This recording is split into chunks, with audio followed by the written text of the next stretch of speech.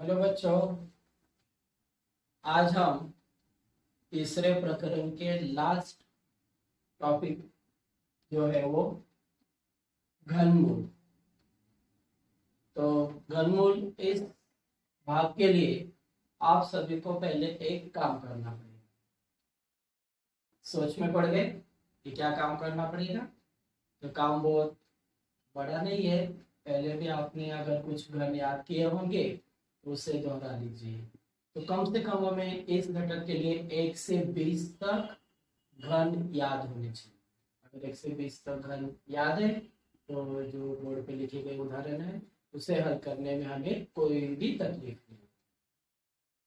और अगर नहीं हल याद है तो हमें अभाज्य गुणनखंड पद्धति से भी इनके उत्तर ज्ञात कर सकते हैं।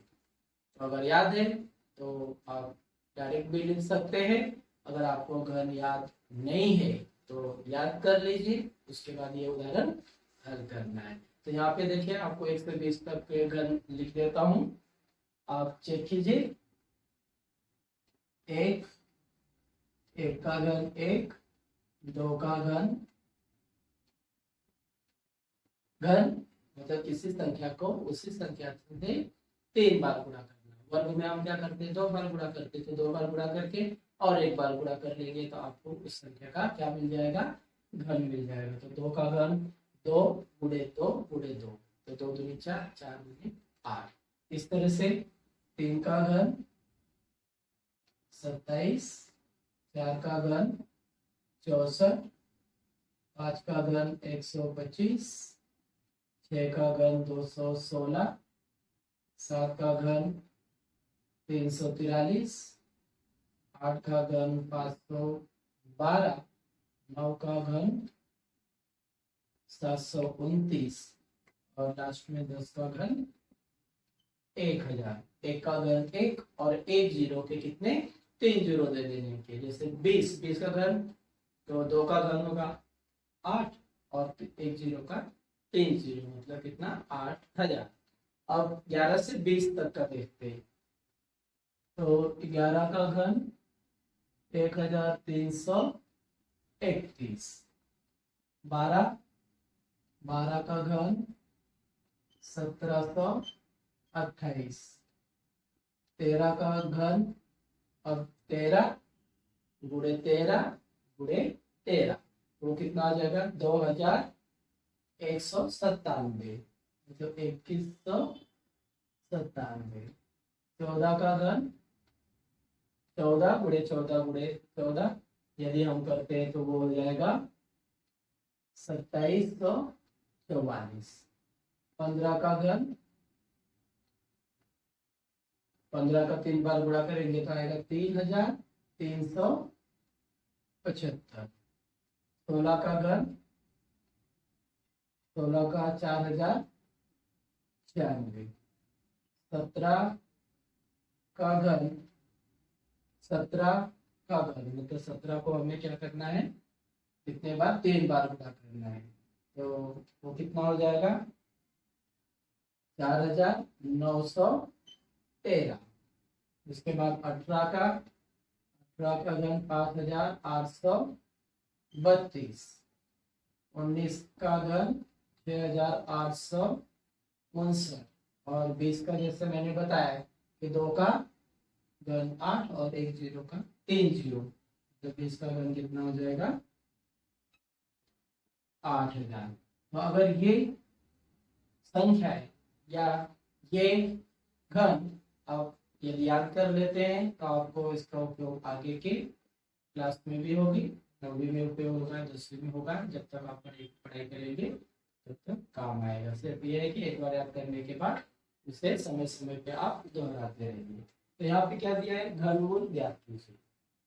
घनमूल, अब घनमूल का चिन्ह मैंने कहा 1/3, किसी भी संख्या का 1/3 मतलब उसका घनमूल।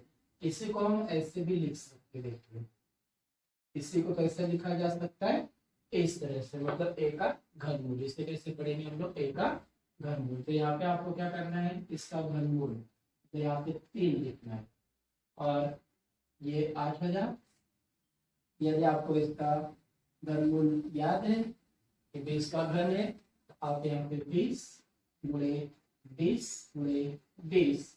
अब ये संख्या जो घनमूल में 3 है, क्योंकि इसकी 40 इसका घात 3 है, तो जो संख्या हमें 3 बार दिखाई देगी उससे बाहर हम 1 बार लिखेंगे। वर्गमूल में हम कैसे करते हैं, जो संख्या 2 बार होगी तो बाहर 1 बार, वैसे ही यहाँ पे घनमूल में क्या करेंगे, 3 बार जो संख्या दिखाई देगी उसे हम 1 बार लिखेंगे। तो इसका उत्तर कितना आ गया, 20। ये एक विधि हो गई। यदि आपको ये सभी घन और घनमूल अगर अच्छी तरह से याद है तो, नहीं तो हम क्या करेंगे, दूसरी जो विधि है उसका नाम है अभाज्य गुणनखंड पद्धति, जिसमें हमें इस 8000 का जो अभाज्य गुणनखंड है वो ज्ञात करना है। देखिए वो कैसे होगा, तो पहली अभाज्य संख्या है 2, 2 से अगर हम भाग देंगे तो कितना आ जाएगा, ये यहाँ पे 4 और ये, फिर इससे 2 से भाग जा रहा है, फिर से 2 से भाग दिए तो कितना 2000, फिर 2 से भाग दिए तो ये 1000, फिर 2 से भाग दोगे तो 2 पचे 10 और ये 2 0, फिर 2 से भाग दिए तो 2 दूनी 4, उसके बाद यहाँ पे 2 बचे 10 और 1 0, कितना 250 है। 250 को फिर से 2 से भाग जा रहा है, तो फिर से अगर हमने 2 से भाग दिया तो आ गया 125। अब ये 125 क्या है, ये तो आपको याद ही होगा कि 125 मतलब 5 का घन। तो यहाँ पे नहीं अगर आया तो अब तो आगे 2 से भाग भी नहीं जाएगा, 3 से इससे भाग देना चाहोगे तो 3 से भी नहीं जाएगा। अगली अभाज्य संख्या है 5, तो अगर हमने इसको 5 से भाग किया तो 5 दूनी 10, 5 पचे 25 आया 25, 25 को फिर से 5 से भाग जाएगा तो 5 पचे 25 और फिर 5 एकम 5।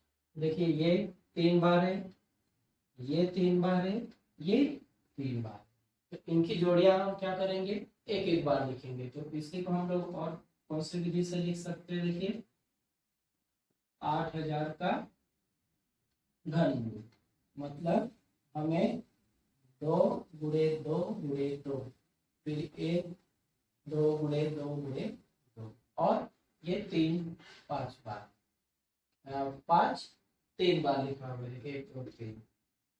अब ये बाहर आ गया 1 बार, ये 3 2 के बारे में फिर से 1 बार और ये 1 बार।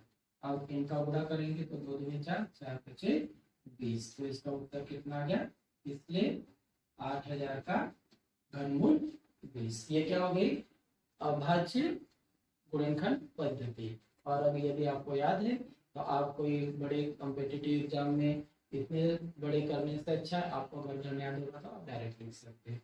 वैसे अब यहाँ पे दूसरा उदाहरण है, इसको घनमूल के चिन्ह में पहले लिखेंगे 353। अब अगर याद है तो लिखिए, नहीं तो इस विधि से कीजिए। तो हमें पता है ये 7 का क्या है, घन है, तो इसको 7 गुणे 7 गुणे 7 और 3 बार दिखाई दिया तो बाहर क्या आ जाएगा, 1 बार। वैसे यहाँ पे माइनस में तो डरने की कोई बात नहीं, माइनस में होगा तो हम लोग इसे माइनस में ही लिख लेंगे। ये किसका गुणा है, ये 1331 11 का घन है, तो हम इसे क्या कर लेंगे, -11 गुणे -11 गुणे -11। अब -11 कितने बार है, 3 बार है, तो बाहर कितने बार हो गया, 1 बार हो गया।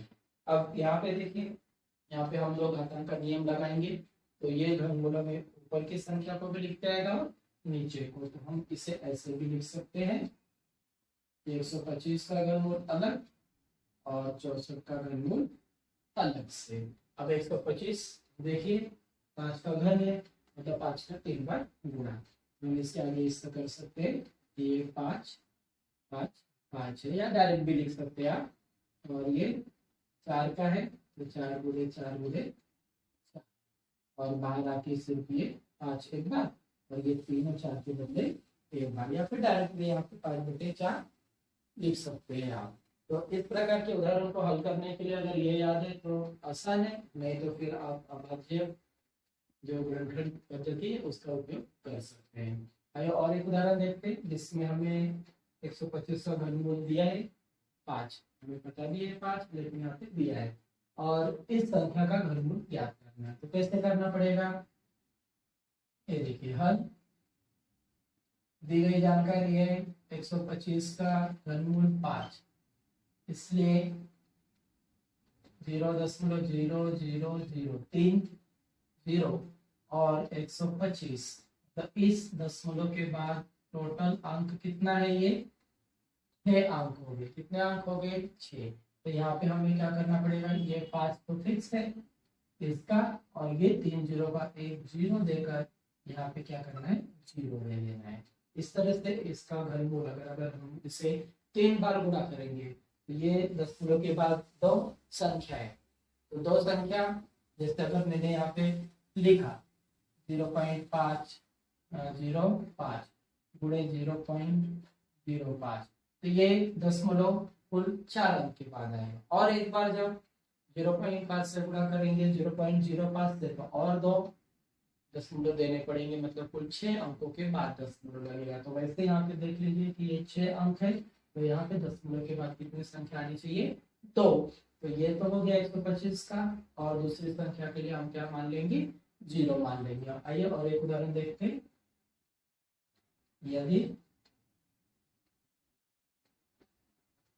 729 का घनमूल, कितना है 729 का घनमूल, बराबर ना 9, तो 0.000 का दशमलव ज्ञात करो। क्या आएगा उत्तर, 0.0000729। तो इसका उत्तर ये तो 9, और इसके लिए एक 0, और यहाँ पे क्या आ जाएगा। तो इस तरह से ये प्रकरण हमारा क्या हुआ, पूर्ण हुआ। आप इसकी अच्छी तरह से प्रैक्टिस कीजिए, फिर हम मिलते हैं हमारे अगले प्रकरण में। क्या